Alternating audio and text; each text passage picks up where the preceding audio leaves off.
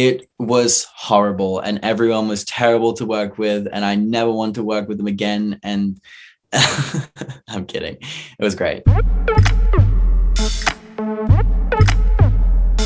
there, it's Kristen, and today we're chatting with Michael Bishop about his new Disney film, Spin. Can you tell us about Spin and your role as Max in the film? Spin is this incredibly fun, colorful, loud movie about this really relatable teen who is navigating, her very, very busy life. And she meets my character, British DJ Max, and he sort of ignites this passion for DJing that was, burning inside of her. And then we get to watch her explore that. Do you DJ as well, or is this something completely new to you? I'm a huge fan of music. I mean, music, I think, is a part of most people's life in some way or another, whether we realize it or not.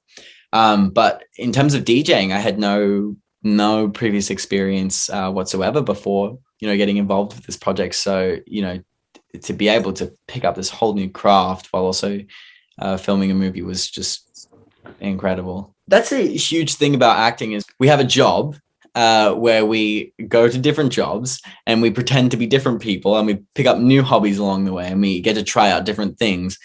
And that is why I'm a huge advocate for the fact that acting is the best job in the world, because you get to do all these different things and get paid for it and, and have so much fun doing it. Is there any music that, just really spoke to you while you were, working on this film? For me, the only DJ connection that I had before this film at all was Avicii, because my older brother used to be obsessed with him and his songs.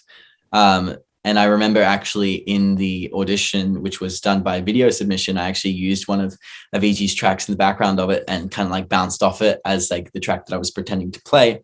And so I kind of used Avicii as a bit of inspiration. You and Rhea have such an interesting dynamic in this film because, it starts out like, oh, maybe they'll, be together, a little love interest scenario.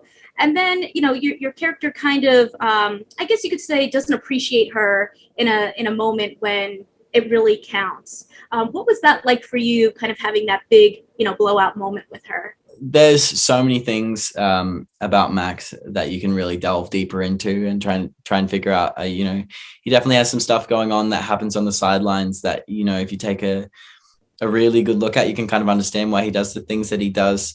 But this story is about growth for the character of Rhea, but it's not just that. You'll actually see all of the characters grow in one way. It's just that she's highlighted.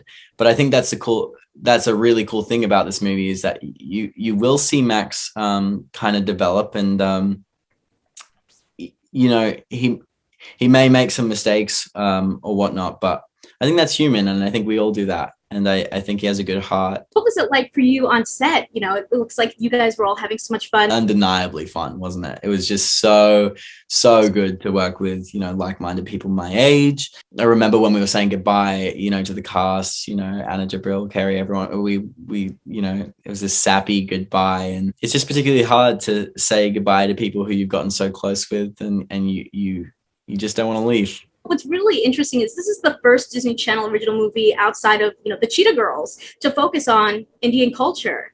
What was that like? And did you learn anything maybe that you hadn't known before? Did you try any good food that maybe you hadn't had before? The whole cast was served like a full Indian meal on the very first, when we were reading the script together, when we did the first read through, and that was great. And I love, mango lassi is phenomenal. So we got that on the side, and all the samosas and the curry was, and I think that is easily my favorite thing about Indian culture is the food. Now I have this newfound appreciation for it and take my family out for it as well. So yeah. Oh, delicious. Now I want a mango lassi. Yes, me too. If you like this one, you can check out more of my interviews right over here, and I'll catch you in the next one. See ya.